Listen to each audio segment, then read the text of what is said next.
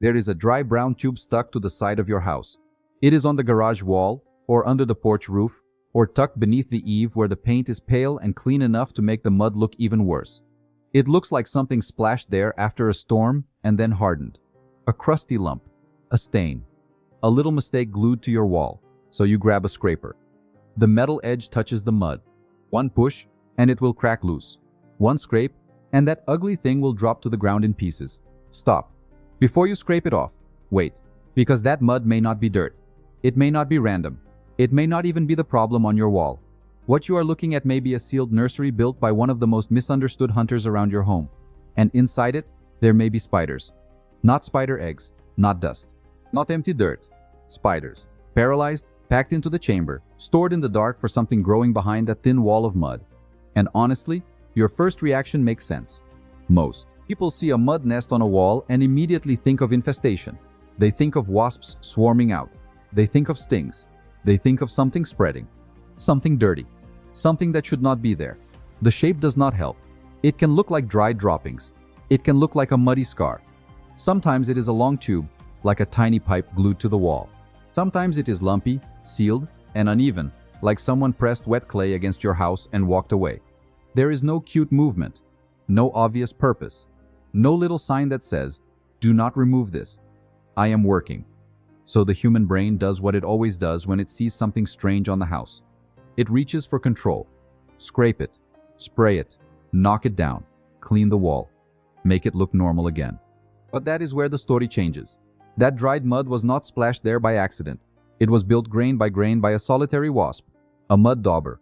Not the kind of wasp most people imagine when they hear that word.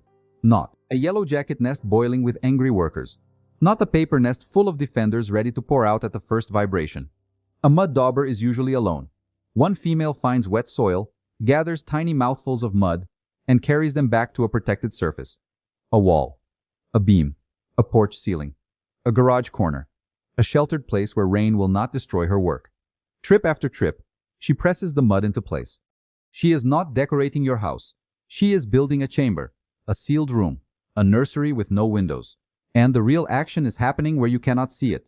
After the mud tube is shaped, the wasp leaves the wall and begins hunting. Not for you, not for crumbs, not for your trash, for spiders. She searches along plants, corners, web lines, siding, rafters, and the hidden edges of your property where spiders sit still and wait. Then she attacks with a tool that sounds frightening until you understand what it is for. Her sting is not mainly about chasing people. It is a hunting instrument. She uses it to paralyze spiders. That one detail changes the entire mud nest. Because the spider is not killed and thrown away. It is subdued, preserved, carried back, stuffed into the mud chamber like food placed into a locked pantry. Then she goes out and does it again. Another spider, then another. Depending on the species and the nest, there can be several spiders inside one chamber. Sometimes many more. A small wall of mud can hold a hidden collection of bodies that were moving around your porch, your plants, your garage, your eaves before the wasp found them. Here is the part that changes everything. Inside that ugly little tube, the wasp lays an egg. Then she seals the chamber.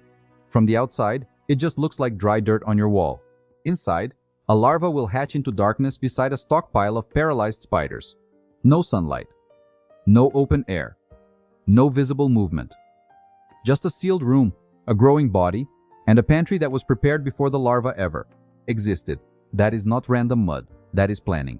That is architecture. That is a mother building a locked room and filling it with exactly what her young will need after she leaves. And this is where the story becomes uncomfortable. The spiders inside that nest are the spiders you never saw. The one behind the porch light. The one under the window frame.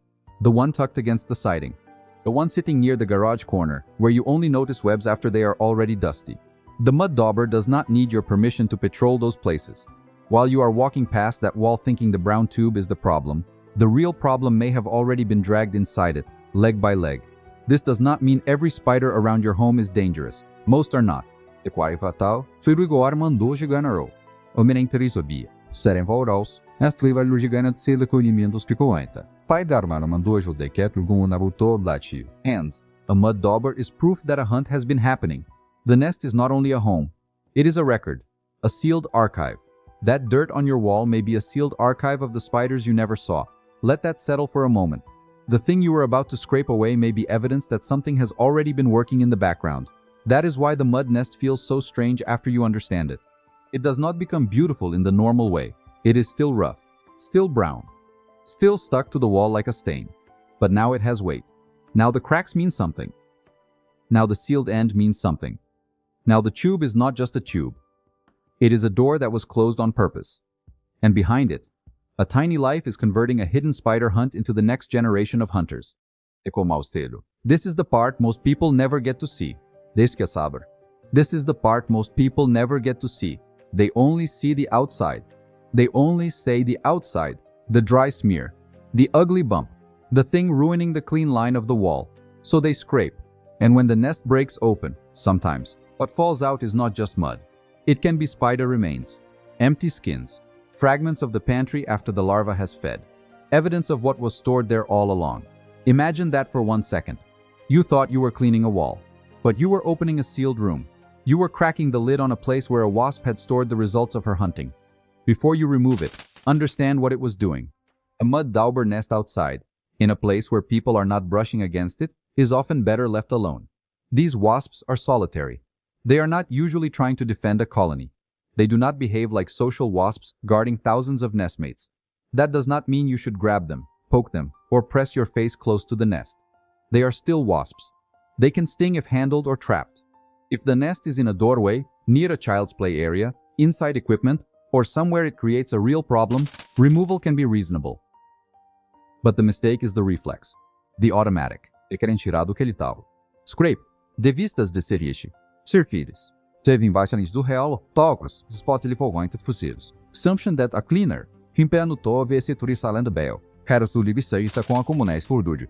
Dololóquio for Trent Wood. And by ves Christchurch fazendo real. Numa exercício que bilcos o trideu no borla. Cool enans que teleção da per viamba gazento. Lambis love letial ludate tuis uns primaire gentiles porp qualquer pareça nintereção chico com do brismede, luteia, de gilhor. It was the evidence that something was hunting the creatures you never noticed. That is the reversal. The wall was not being ruined by dirt. It was being used as the side of a tiny fortress. The mud was not dead material. It was a structure. The sealed chamber was not empty. It was stocked. And the wasp you feared was not building an army to attack you. She was preparing food for one larva in one hidden room. There is something almost eerie about that.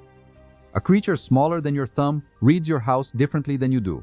You see siding, paint, corners, beams, shadows. She sees shelter, mud sources, spider routes, safe surfaces, places where rain cannot reach, places where a chamber can dry hard enough to protect what is inside. You see a stain. She sees a nursery wall. That is why this kind of thing gets destroyed so easily. It has no face when you find it. It does not explain itself. It does not move at the right time. It does not look useful. It looks like a mistake. And humans are very good at destroying things that look like mistakes. So here is the simple rule. If you find a mud tube or mud lump on an outside wall, under an eave, in a garage corner, or on a porch beam, do not scrape first. Pause. Look at where it is. Ask whether it is actually in the way. Watch for activity from a safe distance. Notice whether it is in a place people touch often, or whether it is simply sitting out of the way, sealed and quiet. If it is out of the way, leaving it alone is often the best decision. If it is somewhere unsafe or inconvenient, remove it carefully after activity has ended, and do not handle the wasp. If you have severe allergies or you are unsure what kind of nest you are looking at, do not guess with your hands inches away from it. Respect is not the same as recklessness, but fear is not the same as wisdom either.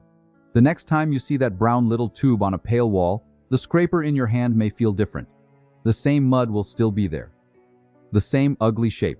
The same rough patch interrupting the clean surface of your house. But now you know what it might mean. It may mean a solitary wasp carried mud to that exact spot, one mouthful at a time. It may mean she hunted spiders along the hidden edges of your home. It may mean she sealed them inside for a larva that would hatch in darkness. It may mean that what looked like dirt was actually a nursery, a pantry, and a record of a hunt. And that is the quiet shame of the scraper. You thought you were removing a problem. You may have been removing proof that the problem was already being handled. So before you scrape that mud nest off your wall, stop for 1 second. Look at it again, because the ugliest thing on your wall may be the thing that was working for you in silence. If you have ever found one of these mud nests on your house, tell me where it was. And subscribe, because the next strange thing you almost remove might be protecting your home in a way you never expected.